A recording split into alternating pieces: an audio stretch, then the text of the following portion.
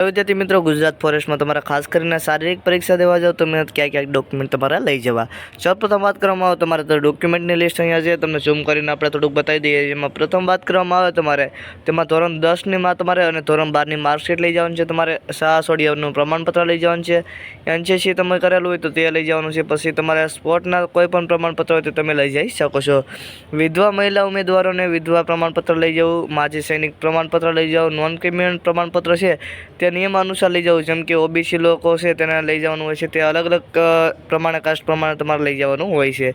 સરકારી કર્મચારી જે તે વિદ્યાના તમારે છે જાણ કરી અને મંજૂરી મેળવ્યા બાદ તમારું બાબતનું પ્રમાણપત્ર છે તે લઈ જવું તમારે ખાસ કરીને। અને પછી જે આર્થિક રીતે નબળા વર્ગ હોય તેના માટે છે ત્યાં લઈ જવું જાતિ પ્રમાણપત્ર તે હોય છે તે, અને કોમ્પ્યુટરની જાણકારી અંગેનું પ્રમાણપત્ર પણ તમે લઈ શકો છો। અને પછીની વાત કરવામાં તમારે રમતગમતમાં ગુણ માટે ઉમેદવારોને ખાસ કરીને સરકારશ્રી તારીખ 25/2/1980ના ઠરાવ ક્રમાંક તમારા અનુસાર જે ઠરાવ ક્રમાંક અનુસાર તમારે જે રમતમાં તમે ભાગ લીધો હોય તેને તમારે સર્ટી હોય તે પણ તમે લઈ જઈ શકો છો। એનસીસી સર્ટિફિકેટ ધરાવતા છે તેઓને પણ આવા પ્રમાણપત્ર લેવાનું રહેશે। તો આ રીતે કંઈક પ્રમાણપત્ર છે તેનો આ રીતે તમારા ફોરેસ્ટ ગાર્ડમાં કંઈક છે। તો આ રીતે માહિતી તમને પસંદ આવે તો વિડીયોને લાઇક કરી દેજો, ચેનલને સબસ્ક્રાઈબ કરી દેજો અને તમારા મિત્રો ફેમિલી મેમ્બરમાં શેર કરી દેજો।